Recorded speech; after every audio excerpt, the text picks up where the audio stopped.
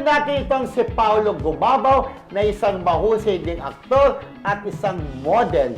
Sa dami ng trabaho, maliban sa mga yan, ano kayang trabaho o karir meron siya ngayon at ano ba talaga ang gusto niyang mangyari kung hindi siya artista?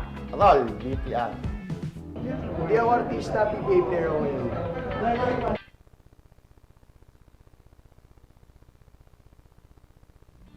So, ayan, classmate, sabi ko, kung hindi ka artista, kung hindi ka star, ano ka? Alam mo, sabi niya, PBA player. Ay! Ibig sabihin, magaling siya mag-basketball. At kung ina-assume niya na PBA player siya, baka... Ang alam ko, pag-join player sa- si tatay niya eh. Di ba dati? Ay, oo, si Dennis Diba, Roldan. Dennis Roldan? Si Dennis Roldan, Oo. isa pong magaling na basketballista. Sa mga hindi nakakaalam din, si Paolo Gumabaw po ay kapatid ni Marco Gumabaw. At saka ni nung Michelle volleyball. Gumabaw. Okay. So, ang tatay po nila si Dennis Roldan na bukod sa pagiging basketball player before, ay naging isang congressman, di ba? Oo, yes. So, ayan si Paolo Gumabaw. So, gusto niya pala maging hindi daw siya sa PBA player. Ibig sabihin, sa galing niya mag-basketball, kaya niyang pumasok sa PBA. Yes, So, oo. yan po si Paolo Gumabaw, nakasama po doon sa play na napanood namin, panoorin niyo po, 8,000 piso. Napakahusay po doon ni Paolo Gumabaw. Isang one-man act, di ba? Nakakatuwa, di ba? Parang